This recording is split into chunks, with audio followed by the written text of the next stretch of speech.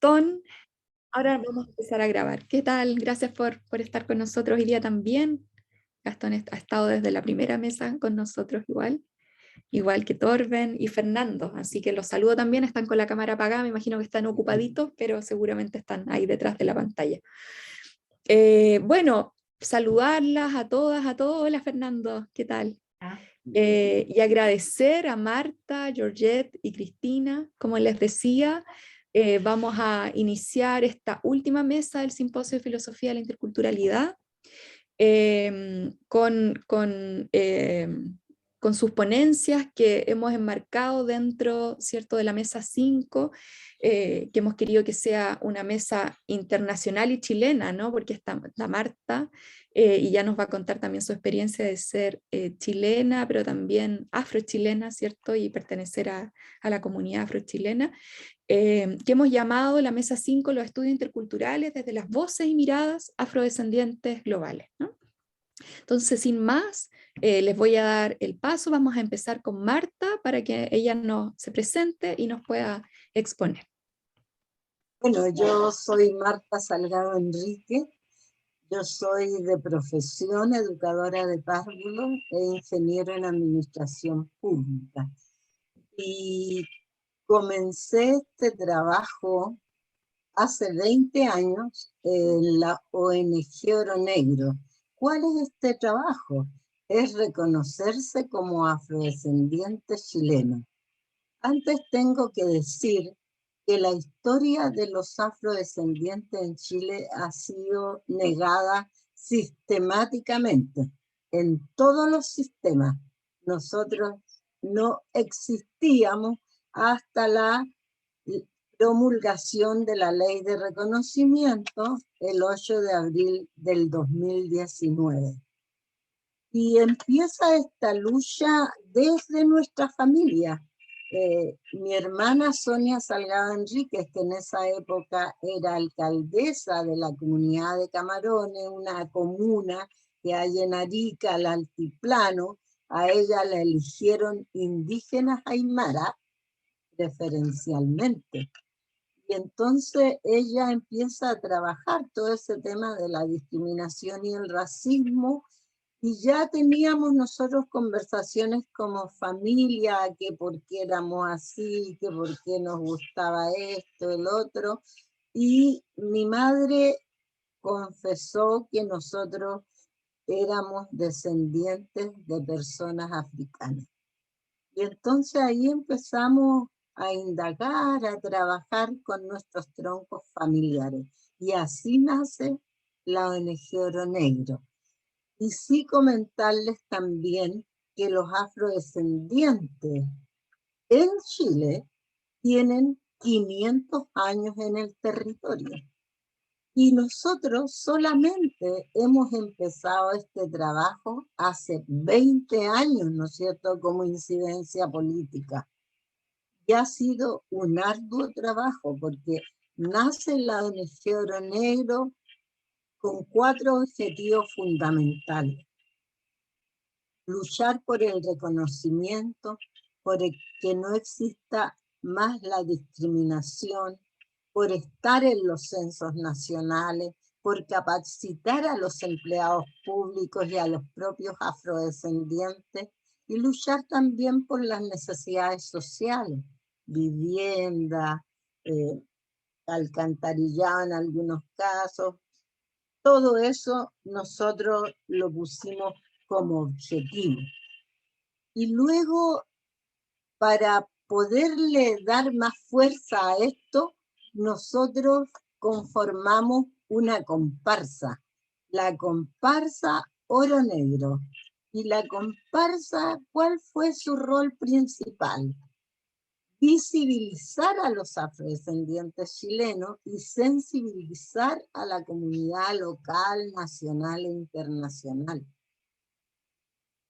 En ese trayecto, antes de nuestra formación, nosotros tuvimos 2 experiencias que fueron unas experiencias que marcaron nuestro trabajo porque nos retroalimentaron. Nosotros estuvimos el año 2000 en la conferencia de Santiago +5 que se hizo entonces en el Diego Portales. Allí llegó muchas personas de Latinoamérica y el Caribe, alrededor de 18.000 personas habrían ahí. Y entonces nosotros en el discurso se dice que en Chile no hay negros. Y entonces nosotros nos paramos porque se dice, en Chile no hay negros porque se murieron de frío. Eso es todo lo que se enseñó en las escuelas en Chile. Entonces, nosotros a partir de ahí creamos muchas redes porque las personas que estaban ahí, antropólogos de todo el mundo, personas negras en ese momento, porque entramos negros, nosotros decimos, y salimos afrodescendientes, porque ahí acuñamos ese concepto jurídico y político para poder seguir trabajando, porque obviamente nosotros ya éramos descendientes de personas africanas traídas en el comercio de la trata transatlántica, porque mucho se dice los esclavos y esto, no, pues fue el colonizador el que puso el nombre de esclavo y de negro. Las personas eran personas africanas. Y entonces ellos lloraron, se abrazaron cuando nos vieron porque dijeron, encontramos el eslabón perdido, porque en Chile se cortaba por la negación, ¿no es cierto? Y se decía que no hubo negros, que descendíamos todos de europeos. Entonces, ahí nacieron muchas redes. Luego de allí nosotros estuvimos en la Cumbre Mundial de Durban, en Sudáfrica, donde también, claro, se afianza el término afrodescendiente y empezamos a trabajar en todas las Américas con ese término y con todas las alianzas. Pero también surge, ¿no es cierto?, la caída de las Torres Gemelas justo cuando regresábamos de la cumbre de Durban, Sudáfrica. Ya había movimientos extraños en los aeropuertos, de hecho casi yo pierdo el avión en Ezeiza, Argentina, para regresar a Chile. Y con la caída de las Torres Gemelas, ¿no es cierto?, las agencias, las multilaterales, todas dicen que van a poner sus recursos para eliminar el terrorismo, luchar contra el terrorismo. Y ahí se acaba, ¿no es cierto?, los aportes que se hacían a los países que podían optarlo para trabajar en estos temas. Entonces empezamos a trabajar cada país por la suya, pero con mucha retroalimentación. Y los que podían y tenían algún proyecto, se podía retroalimentar en los distintos países.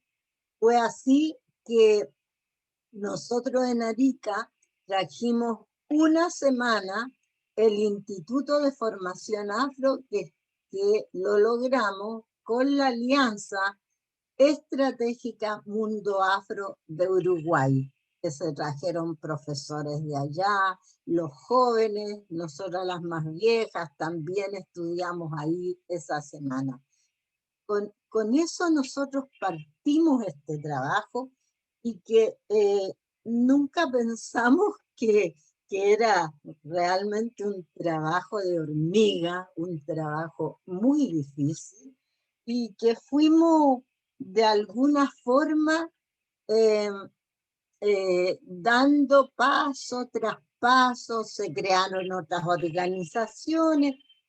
Hoy día en la región nosotros somos como 45 organizaciones, en las que se cuentan 19 que son asociaciones de cruces de mayo, que son las que ponen un madero en el cerro, se caracterizan porque son de color verde, las cruces afrodescendientes. Entonces, todo eso va dando una forma, ¿no es cierto?, a lo que estamos haciendo. Y vamos nosotros trabajando inspirados siempre en los derechos humanos de los afrodescendientes.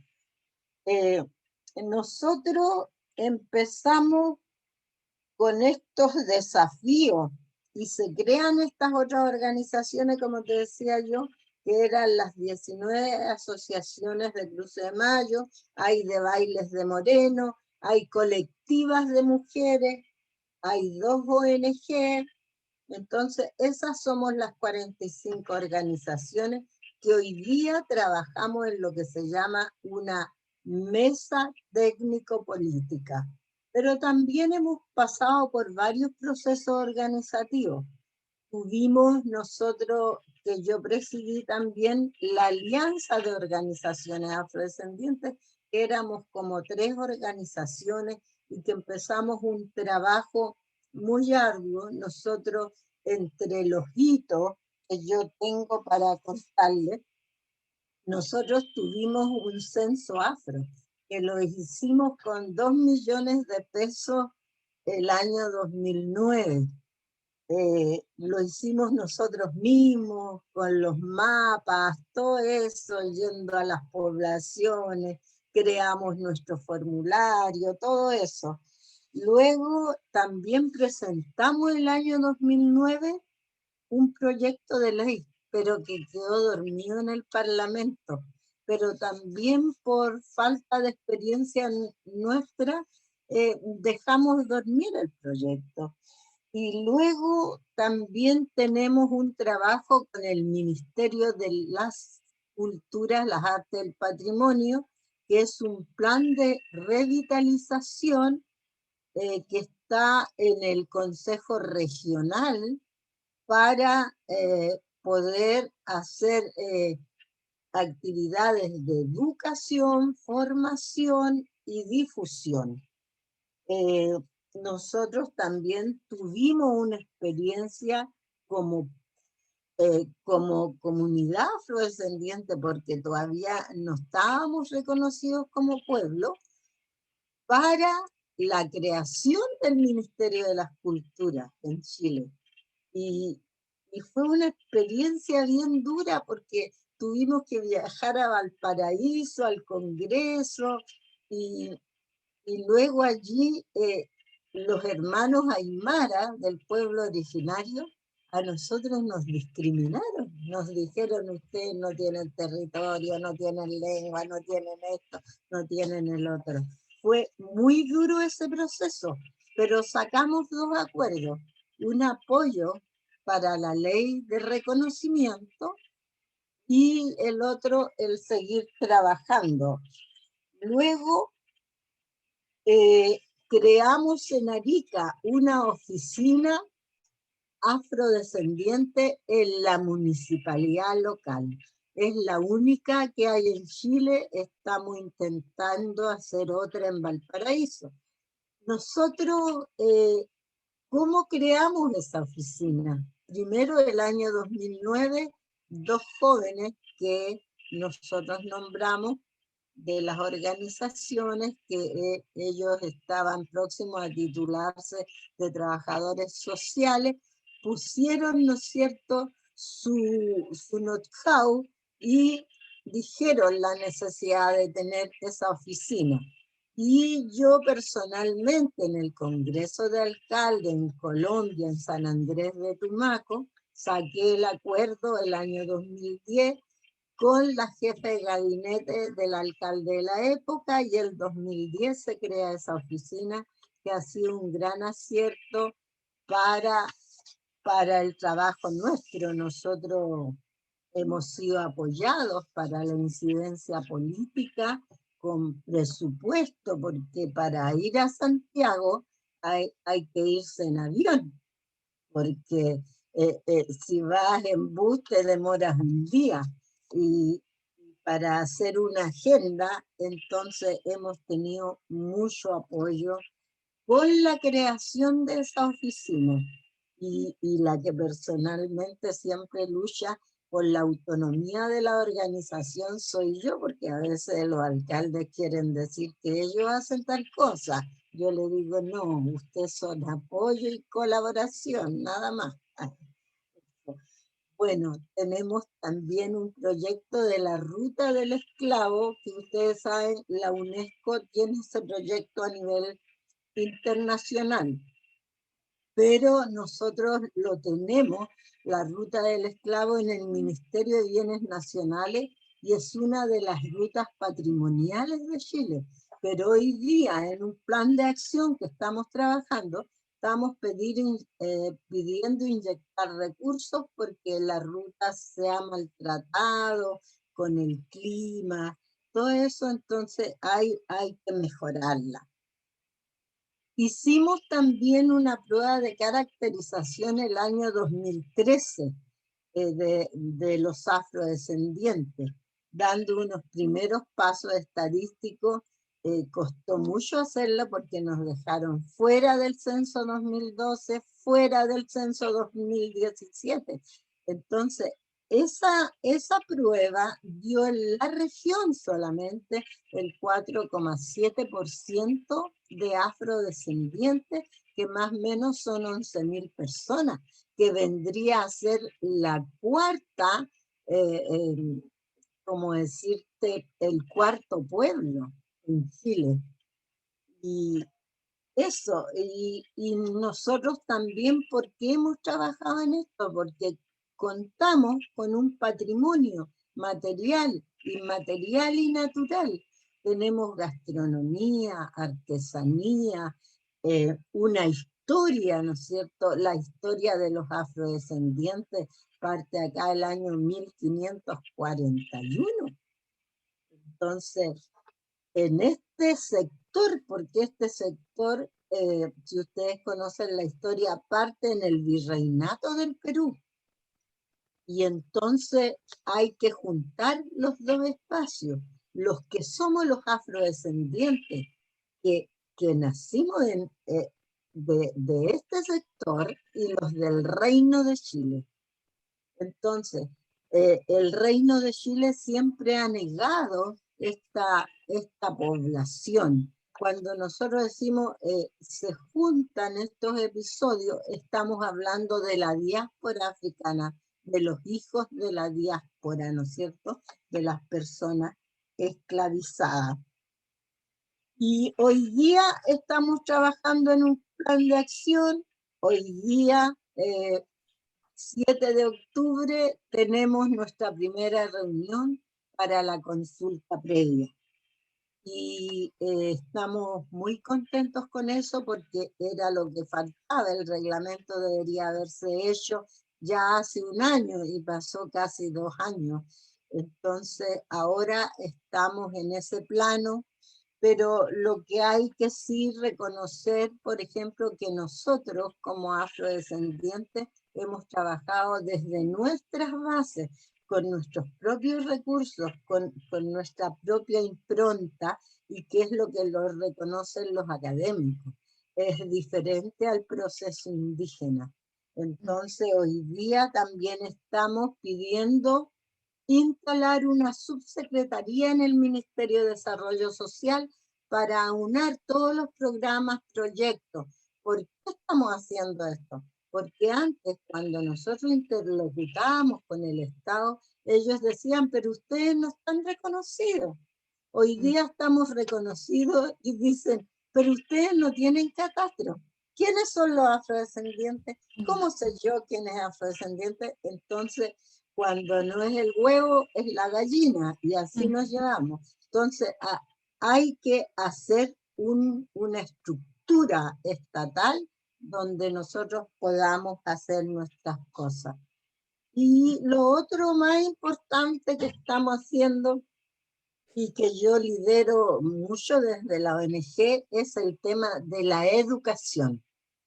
Y ahí donde viene este tema, ¿no es cierto?, de la interculturalidad, que es muy importante porque es cómo nosotros, ¿no es cierto?, en un país democrático, podemos trabajar interculturalmente con todas las culturas de todas las personas que habitan en este país, los pueblos originarios, el pueblo tribal afrodescendiente, los migrantes, para que todos nos conozcamos quiénes somos, qué hacemos desde la primera infancia.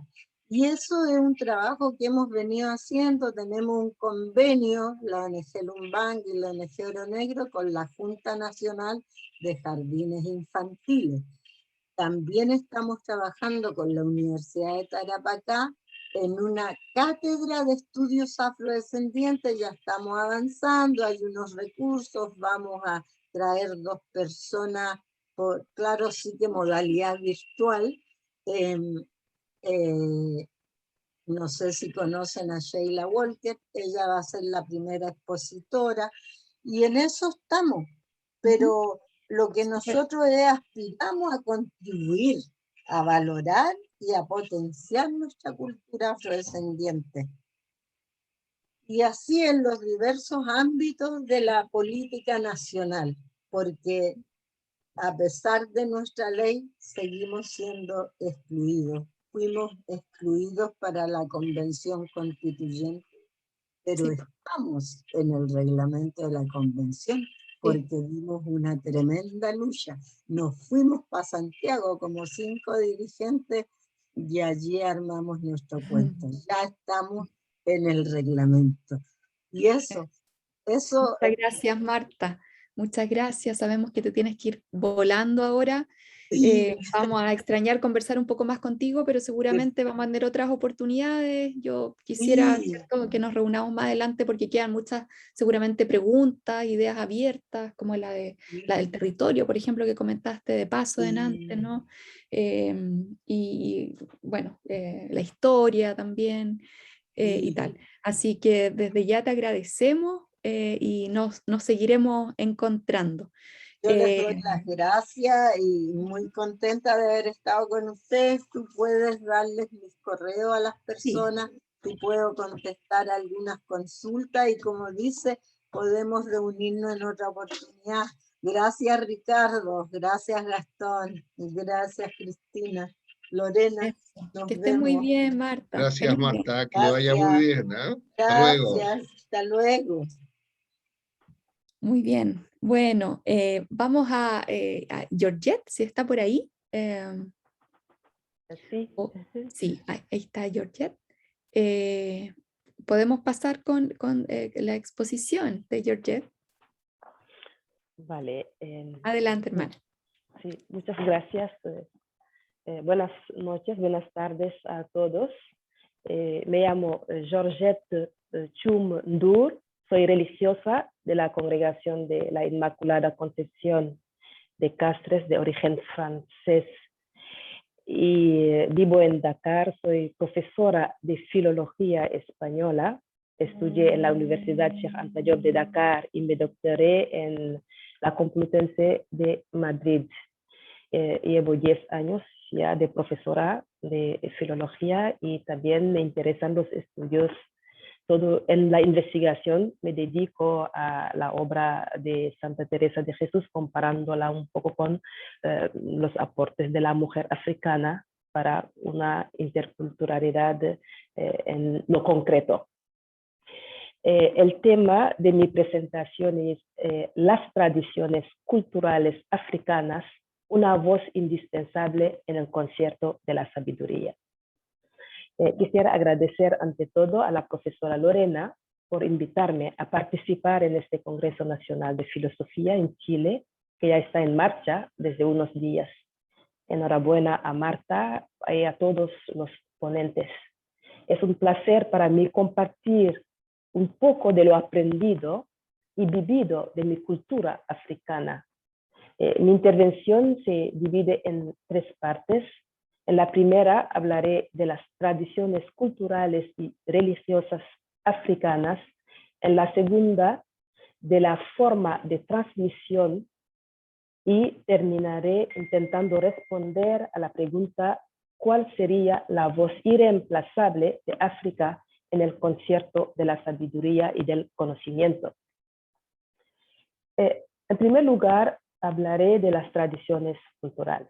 En la imposibilidad de abarcar toda la variedad cultural africana, en tan poco espacio y tiempo, nos concentraremos en un modelo cultural africano estándar. Un biógrafo de la colonia belga definía al africano como un ser que no es abstracto, que no ha sufrido en su forma de pensar y vivir los efectos del dinamismo expansivo de la civilización occidental. Es el que ha permanecido arraigado en su comunidad biosociológica, que enfrenta los problemas existenciales con la mentalidad de su tiempo y que se ofrece a resolverlos permaneciendo fiel a sus modelos culturales y económicos. El historiador Cheikh Anta Diop, de hecho, el senegalés, se apoyó en este carácter permanente y fiel de rasgos propios del africano para defender la tesis de que somos descendientes de la civilización egipcia. La organización social en África está plasmada en el matriarcado tradicional como la placenta de la que nacimos, con las disposiciones evocadas por los dos autores. El matriarcado es un linaje, un rasgo característico de la civilización negra agrícola. Se piensa incluso que la agricultura fue descubierta por las mujeres, guardianes de todo lo que se refiere a la alimentación de la familia, y ejercen un poder sobre esta economía doméstica mientras el hombre se dedica a la guerra o a la caza de animales. El matriarcado es un sistema que ha favorecido la emancipación de la mujer en la vida doméstica y une a la mujer entrañablemente a la tierra madre. Mujer y tierra madre están unidas. En África no existe una frontera tajante entre la tradición cultural y la religiosa, porque la tradición se entiende globalmente como la ética que regula el comportamiento de los individuos en su gran diversidad. La misma definición se aplica a la tradición religiosa de la que voy a hablar. Según un misionero, padre Gravra, que ha vivido mucho tiempo en Senegal, todo sistema religioso se desprende de un pensamiento religioso y del mismo modo una cultura religiosa se desarrolla a partir de un pensamiento religioso y desemboca en varios sistemas religiosos. Eso quiere decir sencillamente la unidad y armonía del ser humano en su pensar y actuar. Una dicotomía entre esos dos factores conduce a un desequilibrio y a un no ser. En tal sistema, sí se sabía distinguir, mejor dicho, discernir las buenas acciones de las malas, y el Dios recompensaba a unos y castigaba a otros. Esta capacidad de aprender y discernir se logra en la educación como espacio y canal muy importante de transmisión cultural y religiosa. Lo dijimos, nacimos con disposiciones, pero por medio de la educación afianzamos y nos estructuramos como personas, estructuramos nuestra identidad. Así paso al segundo punto para hablar de las formas de transmisión cultural. En las sociedades africanas tradicionales, la educación se recibe en espacios y tiempos bien determinados. Para formar a un hombre o a una mujer cumplidos, se necesita pasar por 3 etapas. Saber la primera infancia hasta 6 años, el principio de la socialización hasta 15 años, es decir, de 7 a 15, y la llegada al estatuto de adulto que corresponde a la última etapa.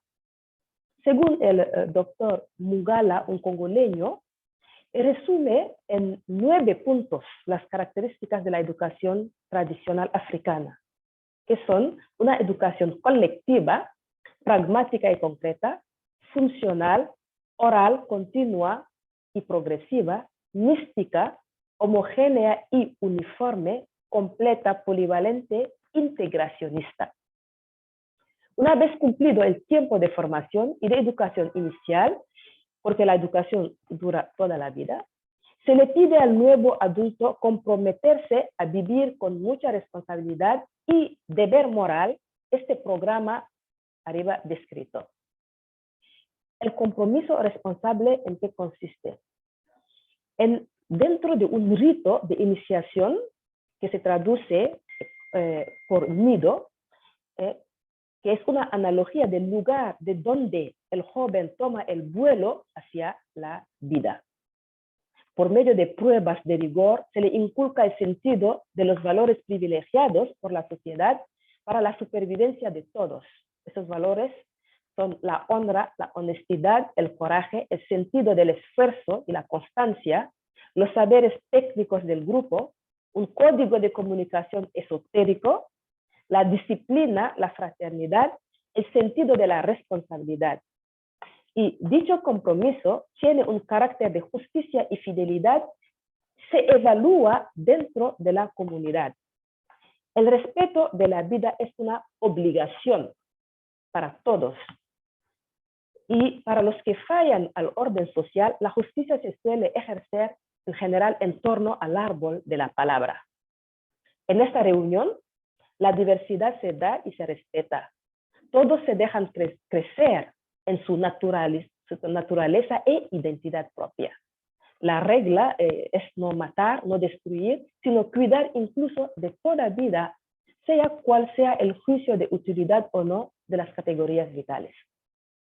La última parte, que es ¿cuál sería la voz irreemplazable de África en el concierto de la sabiduría y del conocimiento? Intentaremos en esta parte sintetizar en primer lugar los rasgos que consideramos fundamentales en el abanico de conocimientos del pueblo africano y en segundo lugar destacaremos algunas dificultades a raíz de la falta de reconocimiento de estos saberes. Los saberes o conocimientos. En el mundo intelectual africano, una personalidad senegalesa, Alioune Diop, con otros amigos africanos y europeos, porque vivían en París en la época, tuvieron la genial idea de crear en 1947 en París una revista llamada Presencia Africana, para afirmar la realidad africana fuera de los catálogos de estereotipos sobre África.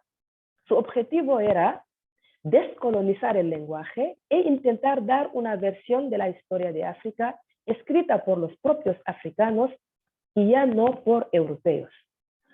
Apoyándose en su formación literaria, filosófica, política, entre otras, divulgaron lo mejor que podían encontrar en la cultura de sus pueblos. Saber que somos una comunidad con diversidades de culturas, a pesar de la fragmentación del continente en norte y sur, con el desierto del Sahara como muro separador en negros y morenos, castaños, mestizos, etc. La preeminencia del grupo sobre el individuo es una constancia en las culturas africanas. Luego el matriarcado, o sea, la primacía de la mujer en las sociedades africanas antes de la llegada del patriarcado impuesto de fuera. Ella, la mujer, es la dueña de la educación y de la economía familiar, lo dijimos. Tenemos una visión holística y positiva del mundo. Eso es un mundo integrador de todos sus componentes, personas, animales, vegetación. Las diferentes formas de creencias religiosas en África están en la esencia de nuestro ser. La religión no se separa de la vida cotidiana, se encuentra en todo. La religión se encuentra en todo. ¿Dónde está ahora la prueba del reconocimiento, esa dificultad de reconocimiento de estos saberes? En los discursos coloniales nos damos cuenta de que el error de la colonización era de haber considerado que África era fundamentalmente otra y que por esa razón todo estaba permitido en su seno. Porque la única civilización reconocida por sus pensadores y filósofos era la occidental y las otras consideradas como primitivas. El catolicismo incluso apoyaba esta idea. Con esta posición, toda comunicación se encuentra con un muro. Sin igualdad no existe una relación de palabra, una relación de persona a persona. Lo que se ha ocultado o no se quiso reconocer es la raíz común del ser humano. Somos todos del mismo barro, del mismo origen, de una creación única, sin racismo, sin discriminación en esencia. Hemos descuidado lo que nos une y reforzamos nuestras oposiciones y divergencias. Los colonizadores no vinieron a África por puro altruismo, sino para mejorar sus condiciones de vida, ganar algo, aprovechar, enriquecerse. Y puesto que los recursos se agotan, este comportamiento no puede ser sostenible. Elena Lacida, una economista, habla de cambiar la independencia en interdependencia, construir relaciones de reciprocidad, sobre todo entre personas en situación de desigualdad. Y para nosotros, esta nueva actitud que desconstruye el viejo paradigma de dominantes y dominados, solo se puede dar cuando ponemos en la mesa nuestras debilidades, nuestras fragilidades. Lo humano de nuestras personas se descubre, se hace visible solo cuando nos encontramos en situaciones de dolor, sufrimiento, escasez de muerte.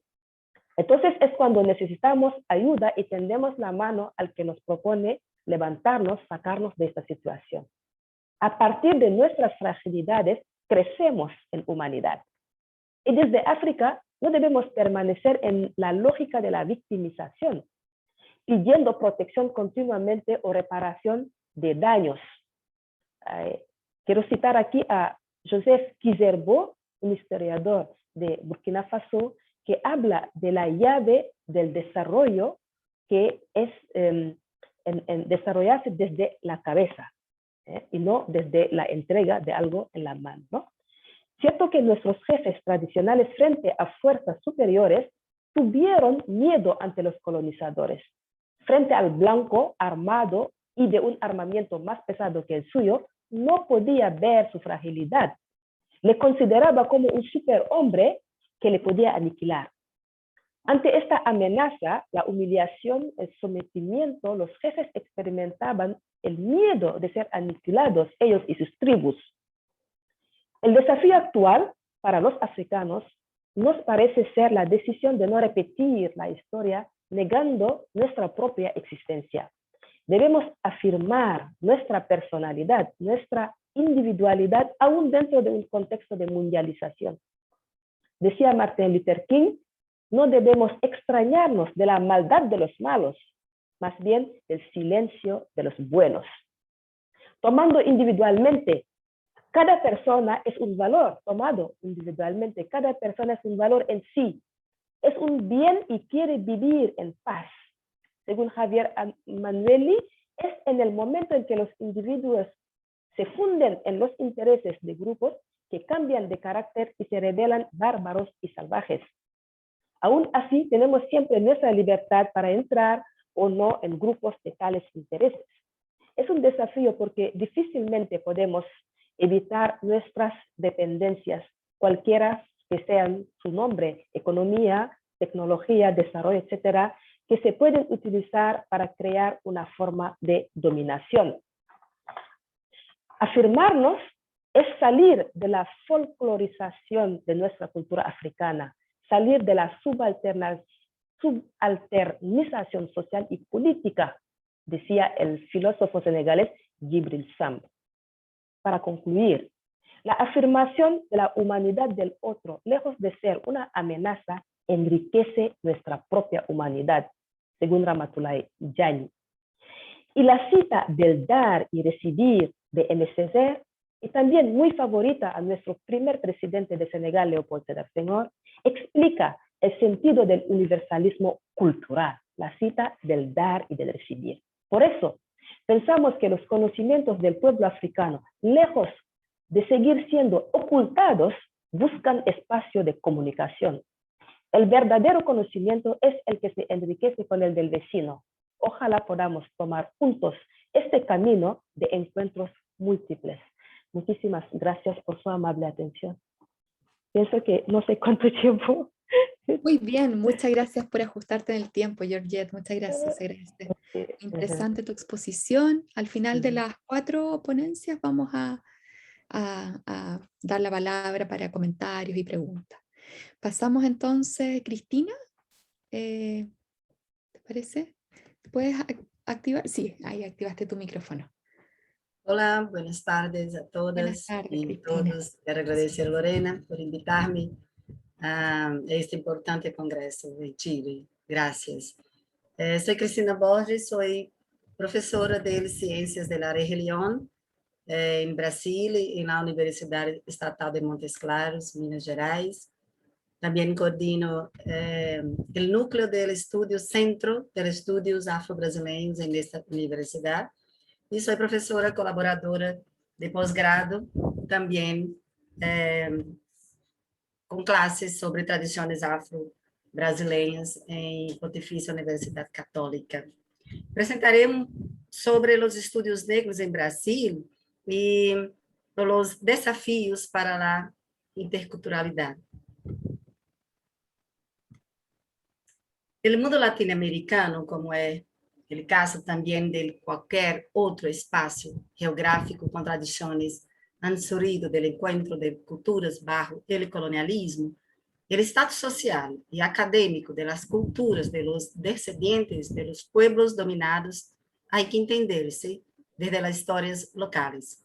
En esta afirmación hay una idea de fondo que me permito exponer de entrada brevemente porque es referencial de esta meditación sobre los estudios negros en la Universidad Brasileña y su relación con el tema de la interculturalidad. La educación brasileña se instituyó bajo alianza establecida entre el Estado y la Iglesia en el marco del proyecto colonizador eurocristiano. Y las primeras facultades en siglo XIX han buscado los ideales positivistas y liberales con la pretensión de poner en curso la formación de una sociedad del progreso y blanca. En esta idea, es un marco que conlleva necesariamente al esfuerzo de analizar la presencia del colonialismo en Brasil como generador de los males como los racismos racial, académico y epistémico, obstáculos para un giro intercultural en nuestra educación. Me permiten nesse diálogo orientar-me por um crítico do colonialismo em América Latina, o brasileiro Manuel Bonfim. Sua singularidade está em haver tenido tempranamente uma posição opuesta e diferente de la de los demás pensadores latino-americanos de início do século XX. Em Brasil, em la efervescência de los debates políticos e intelectuais a começos do século XX, mobilizados por el sentimiento nacionalista a favor de la aceleración del desarrollo, han reproducido el discurso europeo sobre lo que han comprendido como el retraso latinoamericano, la cuestión racial, el mestizaje.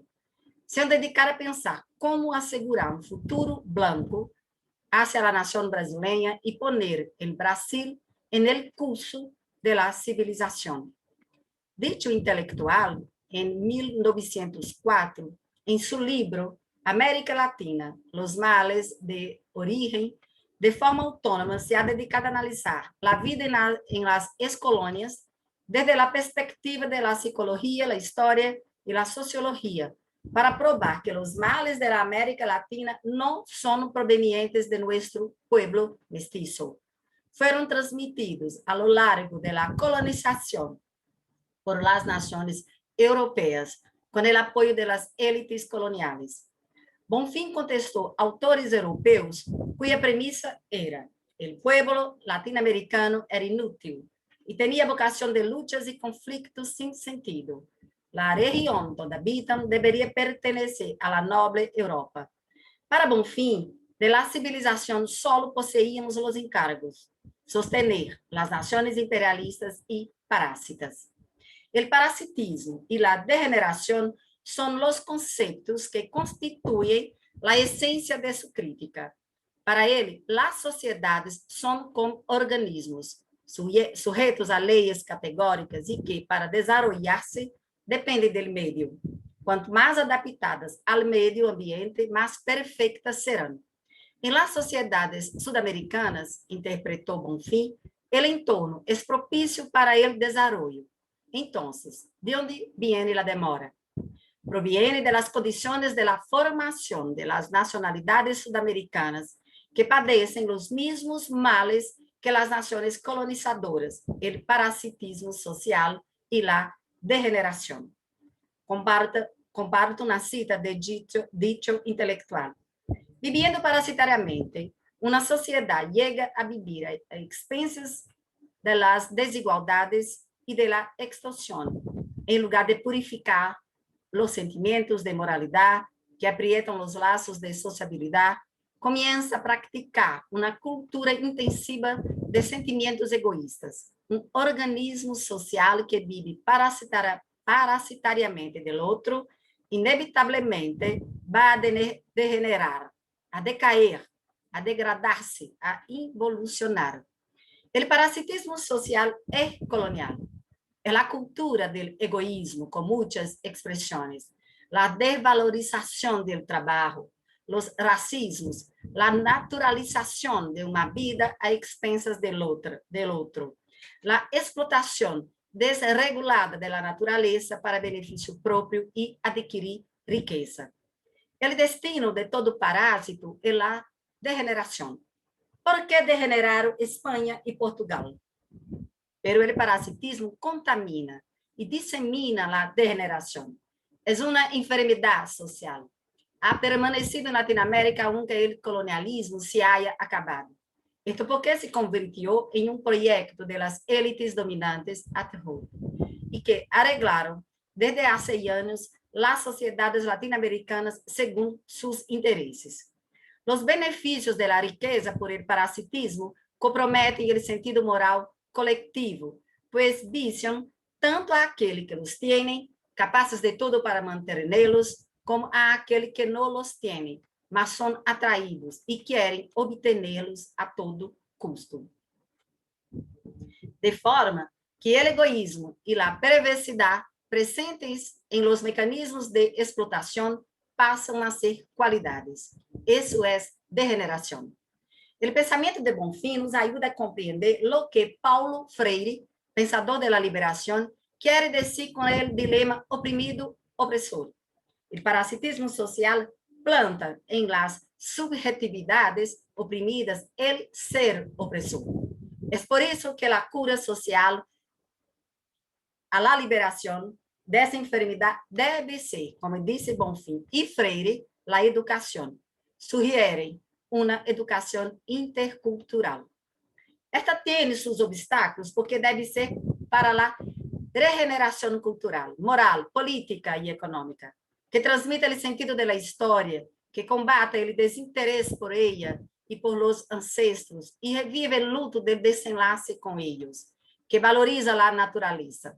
La educación regeneradora crea conciencias críticas, como quería Paulo Freire, cientes de que el ser oprimido carga el ser opresor, que naturaliza las jerarquías de culturas, personas, religiones y conocimientos, donde la vida es prescindible.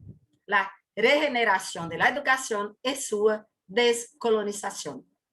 Para aclarar, permita-me traer un poco de nuestra historia para apuntar cómo el carácter parasitario colonial puede llevar a la degeneración intelectual.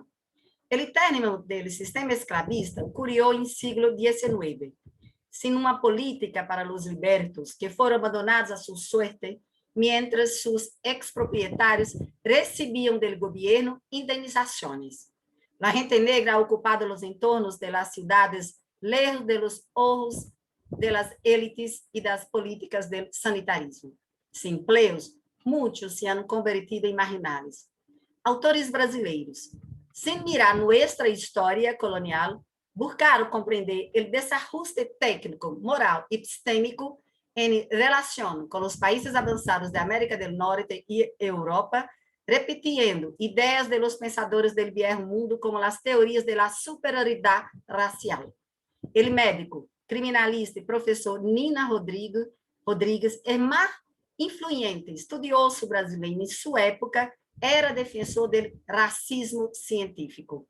Escribió en su obra que la inferioridad de los negros era un fenómeno perfectamente natural, producto del ritmo desigual del desarrollo filogenético de la humanidad y sus diversas divisiones y secciones.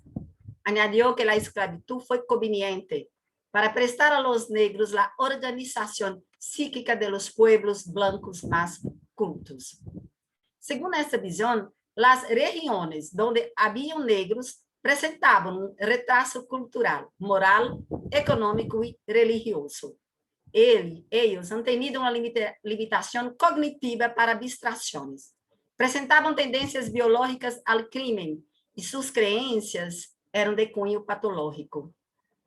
Essa ideologia en el imaginario social ha obstaculizado el desarrollo de una conciencia intercultural en Brasil, imperativo para poner fin a las violencias raciales. No se necesitan lentes muy refinados para identificar el racismo epistémico y la colonialidad o parasitismo en la vida escolar cotidiana, especialmente en lo que respecta al tratamiento de las historias, las culturas y las religiosidades afro-brasileñas. Los templos de candomblé y de umbanda, religiones de matriz africanas, han sido invadidos y vilipendiados en Brasil actualmente. Hay una nueva cruzada colonial cristiana en Brasil, emprendida en gran parte por miembros de iglesias neopentecostales, quienes consideran sus prácticas religiosas como demoníacas. Con eso se intenta deslegitimar los elementos básicos de la identidad de los pueblos afro-brasileños, ya que sirven de resistencia a los procesos históricos de exclusión y desigualdad a que fueron sometidos. Al traer en sus rituales las visiones del mundo de los antepasados, contrarían la visión parasitaria occidental. Pero esta cruzada cristiana no dejó de encontrar la merecida resistencia. En las últimas décadas, sectores sociales como los movimientos negros, presentes desde el final del siglo XIX, movimientos LGBTs, sectores académicos construyeron discursos a favor de la diversidad cultural. La presión política para la reducción de la violencia contra las personas y las religiones negras conllevaron al presidente Luiz Inácio Lula da Silva, entre 2004 y 2012, a firmar las leyes que prevén que las clases en Brasil deben tener temáticas sobre la cultura afro-brasileña y la ley de cuotas raciales en las universidades para la población pobre negra. La resistencia negra y los estudios sobre la religiosidad africana, que ganó notoriedad con la fundación de la USP en la década de 1960, han abierto caminos. Hay estudios críticos sobre el mestizaje, la diversidad cultural, los racismos y los peligros de la búsqueda por el poder político de los sectores evangélicos con el discurso cristiano revestido de una interculturalidad funcional que sirve al propósito parasitario del poder. Tenemos avances y hoy es posible en muchas universidades encontrar investigadores negros y estudiar, así como yo, la cultura religiosa y el pensamiento negro. Pero dichas leyes encuentran resistencia en su implementación. La situación en Brasil hoy puede ser una comprobación de que la ideología racial médico-biológica permanece vigente, desde la criminalización del ser negro por la policía brasileña a la deslegitimación de la cultura afro-brasileña en los contenidos académicos y en las escuelas. Esa ideología en el imaginario social es obstáculo al desarrollo de una conciencia intercultural que pasa por la aceptación de la cultura y de los conocimientos negros en nuestras escuelas y academia. La interculturalidad, la decolonialidad han entrado en nuestras universidades, aunque no están bien sistematizadas. Aún carecen de rigor, profundidad, ya que no tenemos la tradición de pensar la interculturalidad, aunque la diversidad sea nuestra realidad. En las ciencias humanas y sociales, habla en interculturalidad, pero aún buscan cómo beber de esas teorías sin abandonar las epistemologías occidentales eurocéntricas. Eso es parasitismo, es degeneración. La academia brasileira necesita pensar en la regeneración epistémica y una salida es elegir la cultura popular, como dice Dussel, como el centro menos contaminado y radiante de la resistencia del oprimido contra el opresor. La cultura popular comprueba que la superioridad racial, epistémica, cultural, económica no es definitiva. Ella está incluso en los ritmos afro-brasileños que animan hasta nuestro carnaval. El carnaval brasileño es la subversión del sistema mundial moderno. Los sambas enredos cada vez más han criticado la política, los discursos conservadores y fundamentalistas de cunho evangelista y fascista. Eso comprueba el potencial epistémico de la cultura popular. Pero la filosofía en Brasil, como disciplina académica, sigue durmiendo. Mientras la religiosidad afro-brasileña y la cultura popular alimentan la tendencia científica religiosa interliberadora. Timidamente surgen en algunas universidades teorías como la filosofía Ubuntu, la filosofía de Exu. Un ejemplo de la interculturalidad en curso es la colección Feminismos Plurales, que ha sido desarrollada por la filósofa popular Ramira Ribeiro, que no tiene clases en universidades brasileñas. Esta colección tiene doctorado, solo maestro, y es la filósofa más popular en Brasil hoy. Esta colección disemina contenidos críticos producidos por intelectuales negras y negros, con el concepto del colorismo, denuncia el mestizaje como fruto de la violencia sexual de los blancos contra las mujeres negras, lo que originó la jerarquización social en Brasil hoy. Con el concepto del lugar del habla, essa joven filósofa trae concepciones desde un punto de vista feminista, de la teoría racial crítica y del pensamiento decolonial. Es un instrumento metodológico para dar a conocer los medios, los espacios, las culturas que hablan sobre el negro, sobre su pensamiento y sus conocimientos.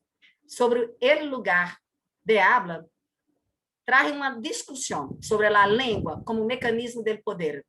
Su objetivo es romper con una sola voz, lo que significa una ruptura con el pensar hegemónico. En el país de Bolsonaro, 2019, Ramira Ribeiro, una mujer negra, con su pensamiento mestizo y feminista, se ha convertido a ser la voz más crítica y más escuchada contra la del presidente con su visión racista. Es importante decir que el lugar de habla, las filosofías Ubuntu y Exuriana y las religiones afro-brasileñas no están como deberían en nuestros contenidos académicos y escolares. Hayan ocupado poucos espaços de posgrado. Más que filosofía, son pensamientos y epistemologías que trabajan con la liberación de nuestra conciencia ingenua, como dice Paulo Freire. Pelean con el parasitismo social y tienen potencial epistémico para la creación de conciencias interculturales, pues reducen la degeneración. Regenerar es descolonizar, pero es necesario la ruptura con los racismos raciales y epistémicos. Para eso, la educación de los menores y la academia debe volver a la cultura popular. La educación, como dice Bonfim y Freire, es la salida para desparasitar, descolonizar nuestras élites cada vez más encantadas con la mentalidad capitalista evangélica.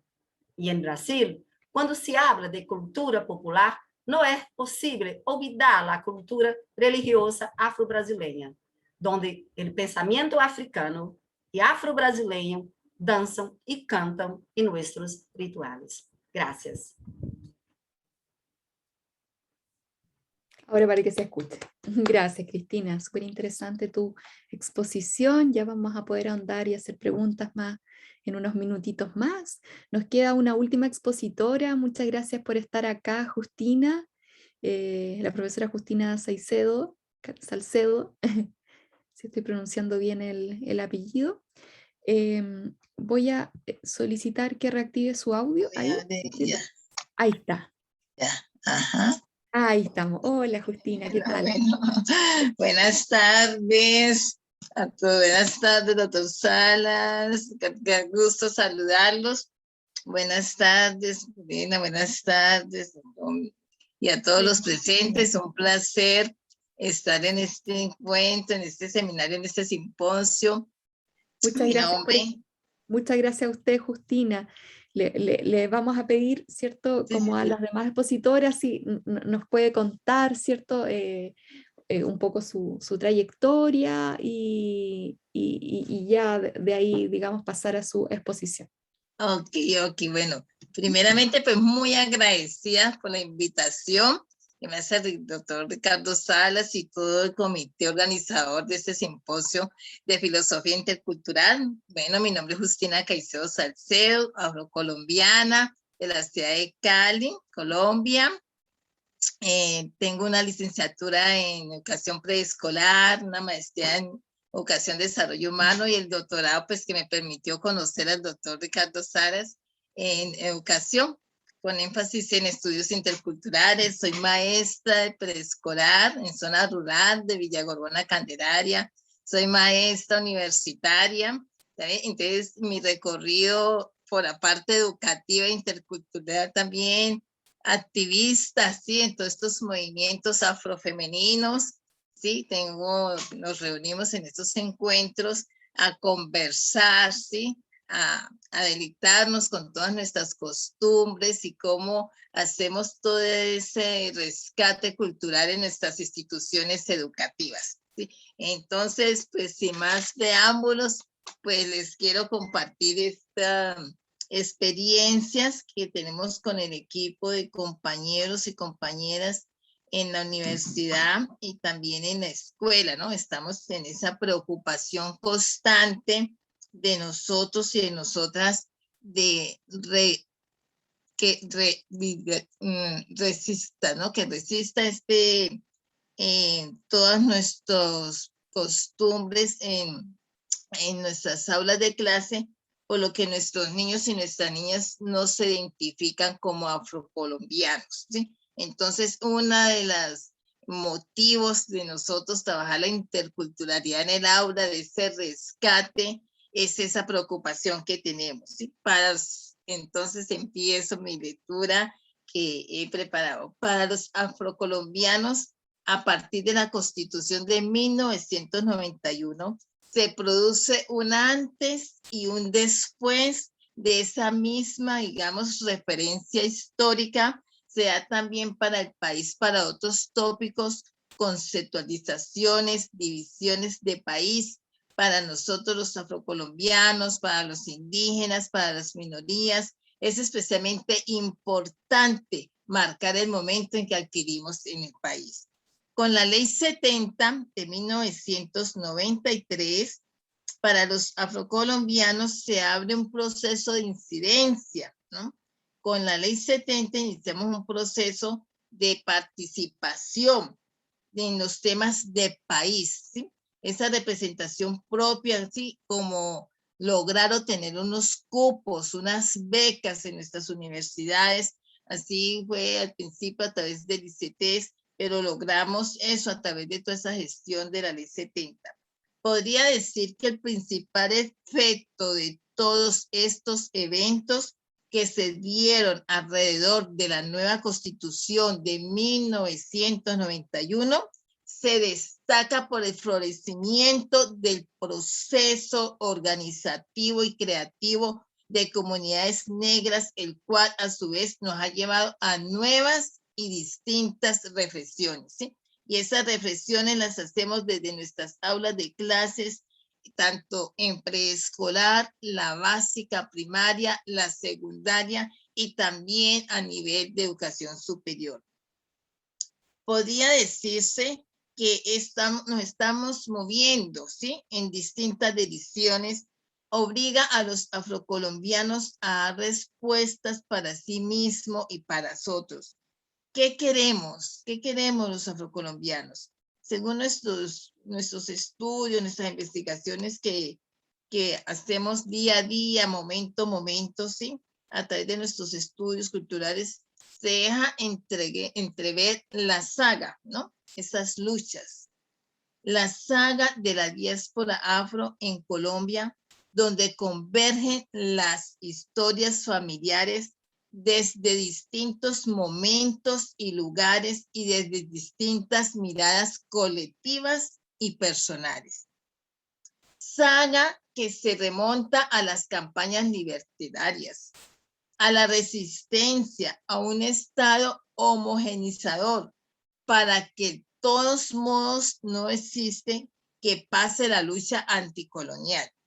Sigue a la lucha por las reivindicaciones étnicas para arribar ahora a la aspiración por el diálogo y por el respeto intercultural, ¿sí?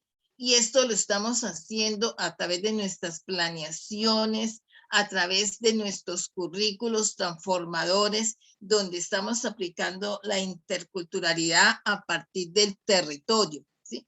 Es muy importante para nosotros que nuestros niños y nuestras niñas vivan su territorio, disfruten sus ríos, disfruten su naturaleza, ¿sí? Entonces es importante toda esta interculturalidad dentro del aula de clase. Es claro que la discriminación racial existe y se manifiesta principalmente en los aspectos estructurales en consecuencias palpables para los afrodescendientes, y es que los negros, afrodescendientes, palenqueros y raizales es tratado en el ámbito de la inclusión, es decir, algo fuera de la sociedad como una población en proceso de asimilación, que adquiere relevancia con el surgimiento de activistas y líderes de las comunidades afrodescendientes que abordan diversos asuntos y temáticas que van desde la participación a la incidencia en las políticas públicas, los temas de los derechos colectivos, la formación en liderazgo, reivindicaciones territoriales, la etnoeducación, el acceso a la educación, el desarrollo económico, el medio ambiente, la salud, el desplazamiento forzado y no forzado que vivimos en nuestros territorios, la recuperación cultural que la hacemos a través de nuestras prácticas pedagógicas y lo vemos esencial realizarlo y desarrollarlos, los temas de género, identidad, hasta la participación política electoral, ¿sí? Los pensamientos que encuentro influencian lo afro en mayor medida provienen de Frantz Fanon, que señala el proceso de deshumanización y sus efectos en el colonizador. Freire, que rescata ese humanismo para sus efectos en el colonizador. Freire, que nos rescata esos resignificados, sus culturas, y también tenemos a Manuel Zapata Olivella, ¿sí? Considero necesario traer a colación, y se trata de la saga epistemológica en pleno desarrollo que se ha dado a partir de los estudios de la poscolonialidad, en especial del giro decolonial en América Latina, para dar lugar a unas miradas feministas no blancas que han mostrado la existencia de nuevos sujetos, mujer. Un sujeto mujer que no es solo mujer blanca, sino también mujer india, sí, mujer negra, mujer chicana, mujer lesbiana. Y en el caso de nuestro análisis e interés investigativo, se trata de una mujer afro, pobre y campesina, que aluden necesariamente a las aportaciones de las feministas estadounidenses que sentaron las bases de lo que se llama interseccionalidad de raza, sexualidad, género y de clase social, a las que incorporan luego las miradas feministas afrocaribeñas, indígenas, campesinas y académicas, desde esa posición de subalternidad en el medio opresivo en que se sitúa, ¿sí? Nos lo cuenta Montanara Mena en 2017, que se matizan con convergencias desde las denominadas epistemologías del sur, en el que confluyen las tradiciones dejadas de lado, suprimidas o marginadas por el desbordamiento de la tradición epistémica occidental. Otro resultado importante y complementario asociado a la Constitución de 1991 y que adquiere cuerpo, al menos en el ámbito normativo, con la Ley 70 de 1993. Es la Cátedra de Estudios Afrocolombianos, ¿sí?, que intenta calar en la conciencia nacional y en el imaginario afro los elementos de un reconocimiento, de un autorreconocimiento de la presencia afro en Colombia. Pero los maestros sabemos, aunque poco se expresa, que solo fijándonos en el desacuerdo de la denominación que va de afrocolombiano, negro, palenquero y raizal, lo que se encuentra es la expresión de diferencias en un cúmulo de voces e identidades diversas, todas ellas legítimamente afrodescendientes. De allí que nos ocupamos de los conceptos de la dialogicidad intercultural con el doctor Salas Anstrain, ha sido un referente, ¿sí? Y en el otro eje es el autorreconocimiento y la identidad que se construye en la educación y que nos ayuda a la construcción de nuevas epístemes que dan movilidad de pensamiento para indagar en los procesos educativos. Voy a comentar mi experiencia en Guachené. En Guachené, Cauca. Guachené es un municipio caucano en el norte del Cauca, donde la población es 100% afrodescendiente y muy alimentada de su cultura y sus tradiciones. En la primera infancia estaban unos operadores muy ajenos de la cultura, llegados de otras instancias, pero la población pedía sus costumbres, sus alimentos a los niños y a las niñas, y se logró a través de la escuela. Entonces, la escuela, el hogar infantil que llamamos, o el centro de desarrollo integral, o la unidad de servicios, es ese centro que nos permite a nosotros reflexionar y potencializar cada uno de nuestros saberes y tradiciones ancestrales. Otro recorrido que también tenemos en los procesos de educación, tenemos unas investigaciones con estudiantes universitarias, las cuales sus procesos de grados han sido desde la tierra, desde las plantas medicinales. Por ejemplo, tenemos una investigación, un proyecto de grado titulado Los aromas, ¿sí? Esos aromas son las plantas. Tenemos el toronjil, la mejorana, la hierbabuena, el limoncillo. y cómo todo ese cúmulo de plantas y todos esos aromas que fluyen y armonizan el ambiente, armonizan la salud, el cuerpo, nos ofrece, ¿sí? Estudios, análisis, especímenes y aplicabilidad en el aula de clase. También tenemos la fiesta del Niño Dios. Ahí rescatamos toda la espiritualidad, ¿sí?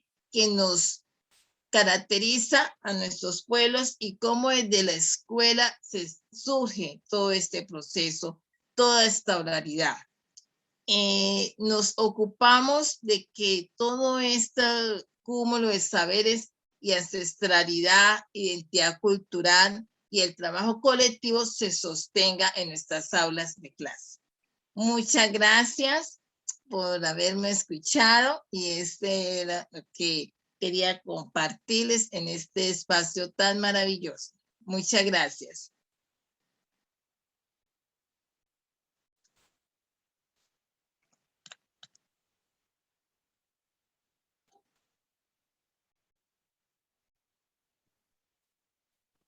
¿Hola? ¿Aló? Sí, bueno, hola Lorena. Te escuchamos bien, Lorena. Sí. No sé si se quedaron pegados ustedes o yo. Sí. Pero Sí. se me fue la señal un Te- minuto y me fui de acá, de esto, y ahí volví. Entonces, me Sí. perdí la última parte de Justina. ¿Se cortó la Sí. señal o terminó? Es que no, no Sí, sé si se hice fijaron el que no. cierre. Sí, yo te vi como estabas como congelada. Hice el cierre, ¿sí? Ya, Contando. no, pucha, no, se me fue el internet justo. Lo siento. Pero Sí, bueno, escuché todo lo demás. sí, pero venga, le hago un cierre pequeñito contando la experiencia de Guachené, contando la experiencia de Sí, los trabajos de grado de nuestras estudiantes, sí, como aromas, sí, esos aromas que fluyen de nuestras plantas, sí, esos olores, claro, y cómo los tenemos en nuestras aulas de clase a nivel de educación superior. claro. También los cancioneros, la fiesta del Niño Dios, donde resaltamos toda nuestra espiritualidad y lo estamos fomentando desde la identidad cultural, el trabajo colectivo y la ancestralidad. Y pues muy contenta y muy agradecida pues por haberme permitido conversar y estar en este espacio tan enriquecedor. Muchas gracias.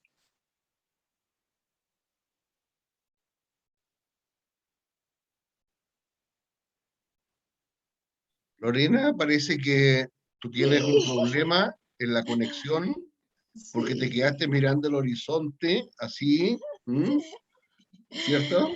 Sí, sí. Bueno, mientras Lorena vuelve, yo creo que debe estar ahí pensando algo muy importante, ¿cierto?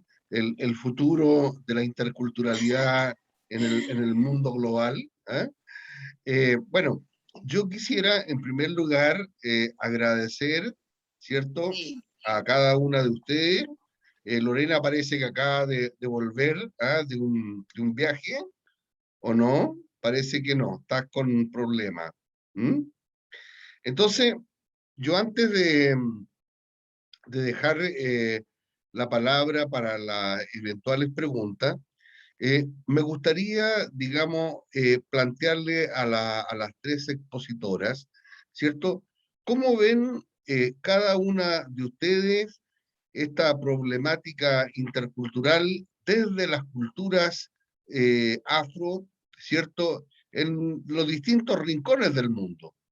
¿Qué aportaría o qué no aportaría una perspectiva intercultural a las búsquedas de las raíces, ¿cierto?, de las culturas afrodescendientes? Y les hago esa pregunta porque en el mundo indígena a veces hay críticas al uso de la interculturalidad y se la identifica como algo más bien eh, usado por las grandes instituciones educativas, con los programas de educación intercultural, ¿cierto? O con el Banco Mundial o el FMI, que tienen programas interculturales, pero todos sabemos bien que esas instituciones están más bien interesadas en preservar los intereses de las grandes fortunas que de los pueblos. Entonces, esa sería como mi pregunta para las tres. O sea, ¿qué encuentran ustedes de interesante, de aportativo, de lo intercultural para las búsquedas de los afrodescendientes? Entonces, no sé si quizás podemos partir en el mismo orden.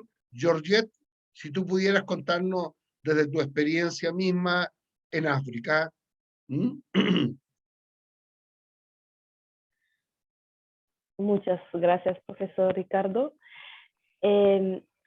Por cierto, la problemática de la interculturalidad, en mi experiencia de los estudios y de la búsqueda de identidad, me parece que es una buena noticia, porque en lo básico, la identidad africana en lo básico es una identidad no cerrada, sino abierta a la diversidad, porque dentro de nuestro continente ya partimos de una diversidad. Siempre estamos buscando lo que nos puede unir dentro de esta diversidad. Somos diferentes, pero desde una base común, como que tenemos la misma tela, tenemos la misma tela, pero desde ahí nuestras diferencias están al servicio de nuestra unidad. Por eso la problemática de la interculturalidad es una buena noticia para nosotros, porque nos va a ayudar a ir a buscar otros caminos para enriquecer nuestro propio ser. Conocernos primero, conocer nuestra verdadera identidad, y desde ahí ir al encuentro del otro para enriquecernos y crecer en humanidad. El diálogo con el otro, porque un aspecto, por ejemplo, en mi país, Senegal, es un diálogo entre las religiones, el diálogo interreligioso. Yo creo que la problemática intercultural nos puede ayudar a entrar en este diálogo interreligioso que es fundamental en nuestra sociedad senegalesa. Es lo que quisiera decir. Gracias. Muchas gracias, Georgette. Cristina, ¿podrías tú darnos tu parecer desde Brasil sobre esta misma cuestión?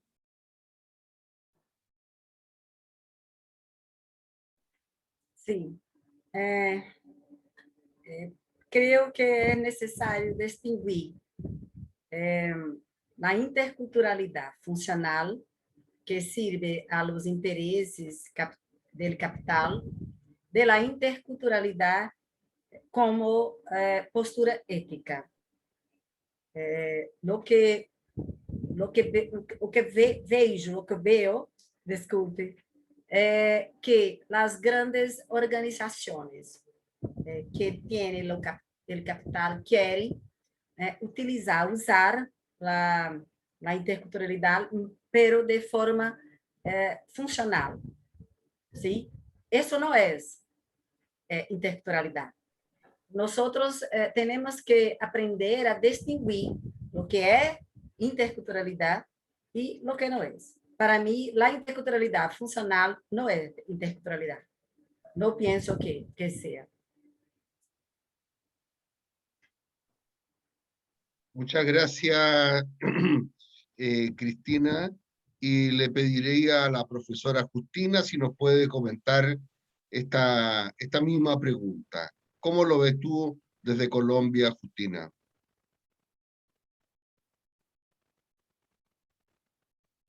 El audio, Cristina, Justina. ¿Ahí? Ya, ok. Eso. Bueno, muy interesante la perspectiva, ¿sí? De encontrar interesante la interculturalidad en estos momentos, por lo que nos lleva a esa resignificación, ¿sí? De nuestra identidad, de nuestra cultura, de nuestra ancestralidad, de la memoria colectiva, ¿sí? Y cómo toda esta resignificación es importante y vital en estos tiempos desde nuestra aula de clase, y lo potencializamos a través del PEP, Proyecto en Educativo Comunitario. Entonces, estos proyectos en educativos comunitarios, nosotros como educadores, porque hay, en Colombia tenemos un escalafón donde hemos organizado y pedido, y a través de la ley de 70 organizamos maestros educadores. ¿Qué somos los maestros educadores? Somos los que estamos velando, potencializando, ¿sí? Que todo este aprendizaje, todo este saber, todas estas cuestiones culturales estén en el aula de clase vivas. Tener un aula de clase viva con todo este conocimiento, con todo este saber, con toda esta oralidad. Así como nuestros niños y nuestras niñas deben de conocer su historia, conocer sus vecinos, amigos, padrinos, cantores, poetas, escritores, y cómo ellos deben de disfrutar de toda esa riqueza. Entonces, a través del aula de clase, potencializamos y resignificamos todo eso. Estamos en construcción, ¿no? Nuestro PEP está en continuo movimiento, en continua construcción, teniendo en cuenta también la espiritualidad, ¿sí? Cómo fortalecemos esa parte de nuestros niños y nuestras niñas, su identidad, cómo nosotros desde ese centro educativo logramos que ellos y ellas amen su territorio, amen su tierra, amen sus ríos, a pesar de las situaciones adversas que vivimos en estos territorios, pero como desde en la educación y desde el aula intercultural potencializamos y restauramos y vivificamos en nuestros estudiantes estas prácticas culturales. Muchas gracias, Justina. Sí. Estábamos comentando, Lorena, si no escuchaste, la pregunta de en qué podía ayudar, ¿cierto? Una perspectiva intercultural a las búsquedas de los pueblos afrodescendientes, y hemos escuchado a Georgette, sí, a Cristina y ahora a Justina. Entonces, sí. no sé si tú tendrías alguna pregunta o bien Yo les tenía Gastón. una pregunta, no sé si Bien. ya no escuché bien las respuestas, pero si me perdonan, si es que ya la dijeron de manera concisa, quizás preguntarles a propósito de que esta es nuestra última mesa en el marco de un congreso de filosofía, ¿cómo ven ustedes la participación, la reflexión filosófica, ¿no? En el marco de las experiencias interculturales, ¿no? Quiero decir, a veces las ciencias sociales, tenemos a Gastón acá, que es trabajador social, ¿cierto? Justina desde la educación y tal, pero ¿cómo ven en sus países la reflexión filosófica, como también tomando parte, ¿no? En la necesaria, como hemos dicho, ¿cierto? Interlocución intercultural, digamos, ¿no? Y experiencia intercultural en nuestros países. No sé si la ven que está ahí media estancada o avanzando, o los estudiantes se están interesando, o los profesores están reflexionando desde allí. No sé si puedo decir algo, pero sí. Concretamente no hay asignaturas como en otros países. En Senegal, en la universidad, una asignatura que tome en cuenta esas cuestiones de interculturalidad directamente en la enseñanza. Yo creo que haría falta, ¿no? Porque no solamente reflexiones así dispersas, aisladas, pero reflexiones filosóficas o sociológicas o lo que fuera, pero integradas dentro de los programas universitarios. Yo creo que esto ayudaría mucho a hacer presente esta problemática, como decíamos con la pregunta del profesor Ricardo, ¿no? Hay interés en lo general, en la vida cotidiana, en el día a día, interés para intercambiar, pero que se sistematice en el campo, en el ámbito académico, eso sí que es una falta en Senegal. Sí, gracias. Gracias, Georgette. No sé si Cristina.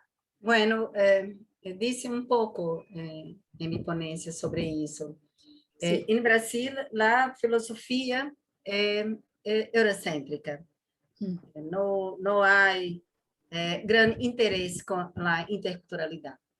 ¿En los últimos tiempos no ha mejorado un poquitito esa situación? Un poco. Ya. Bueno, pero más la ciencia de la religión, la teología, trabaja más con la interculturalidad. Y la educación religiosa, que es en mi provincia es obligatoria, también ahora tenemos que trabajar con la interculturalidad enquanto mientras un recurso pedagógico. Bueno, como Bolsonaro, né, está em poder e é um grande inimigo das universidades, sim? Então, os intelectuais brasileiros, não digo intelectuais, pero os professores de las academias têm mais interesse, pero não conhecem. Aún é muito superficial, sem uma fundamentação, sem rigor, sem sistematização. ¿Sí? Eso está más con la teología, está más con la ciencia de la religión do que con nuestra filosofía. Só para ilustrar, en mi universidad, el curso de filosofía donde estoy, trabajo con la ciencia de la religión, tiene formación en filosofía, mi curso, mis colegas decían, interculturalidade não é filosofia, não é filosofia. Não existe isso. Filosofia é Europa. Agora, esses ditos filósofos estão começando a falar um pouco, mas não compreendem. Não compreendem, não sabem o que é interculturalidade, não sabem o que é decolonialidade, né? Não sabem o que é pensamento latino-americano. Pela primeira vez em meu curso, temos um dossiê sobre o pensamento latino-americano que eu estou arreglando e tem um artigo seu, Lorena. Para ele, isso não é importante. El pensamiento latinoamericano no existe, porque no tiene conceptos universales. Entonces, ese momento en Brasil de un fascismo religioso, de un fascismo evangelista, ¿no? Los intelectuales no tienen armas epistémicas para falar sobre Bolsonaro. Muito pouco. Não tem fundamentação para falar com seus alunos, para criar o que Paulo Freire queria, uma consciência crítica. Não tem.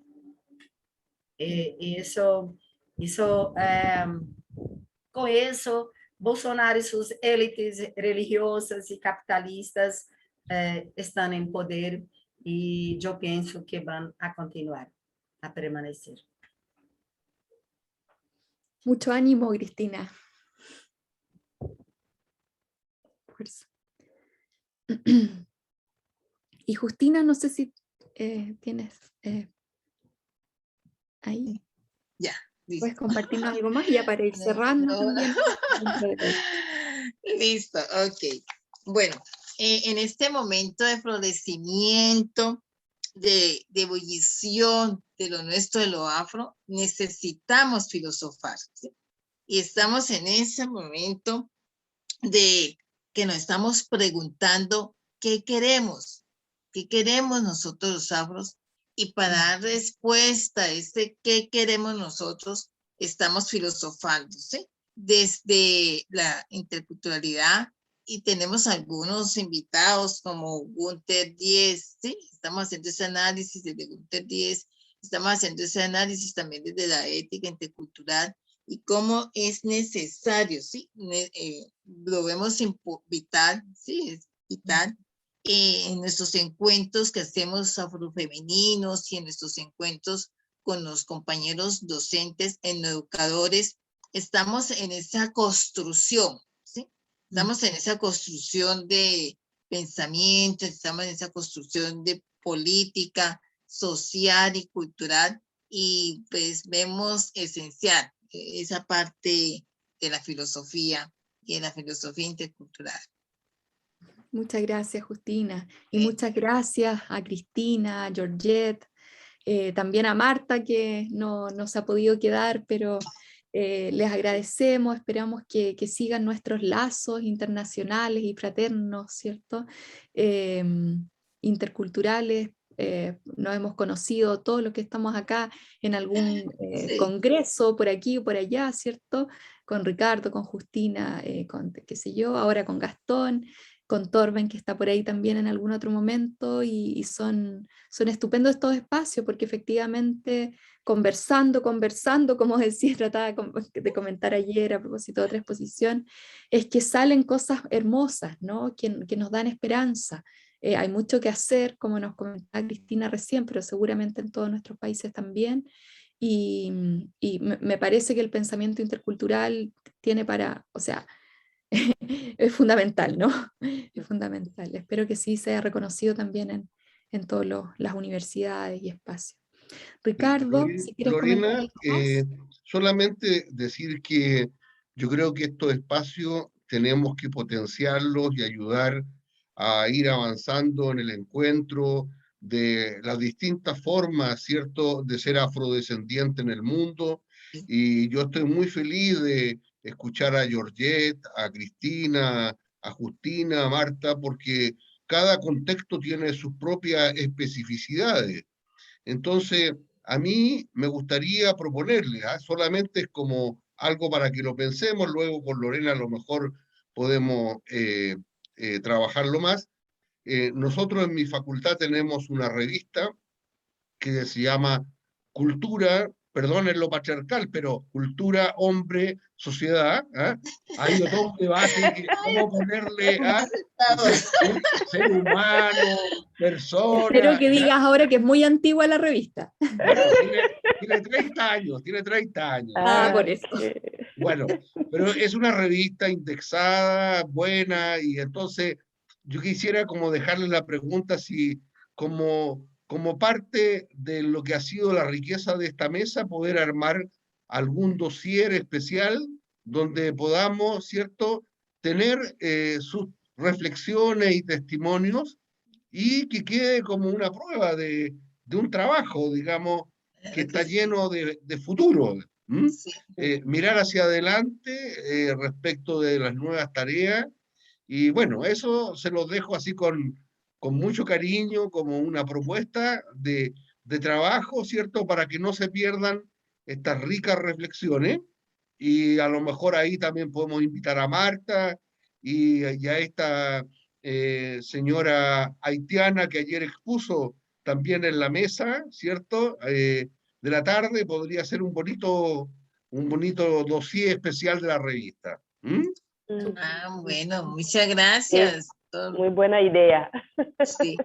Muy Buena bien. idea, sí. Cuente Gracias, con la profesora. reflexión, muy interesante. Muchas gracias. Entonces, muchas gracias a ustedes tres, a Georgette, ¿cierto? A Cristina, a Justina. Y bueno, espero que nos sigamos viendo. Tenemos un encuentro previsto con Justina también. Sí, Ojalá que sea posible viajar a Cali y después, ¿por qué no? A Brasil y a Dakar también. Y a Dakar, Me encantaría exactamente. conocerla en su propio lugar de trabajo. Sí, encantado. Así que sí. muchas gracias a usted y bueno, Muchas gracias. muchas bendiciones y También. cariños para sus trabajos, sus familias y amigos.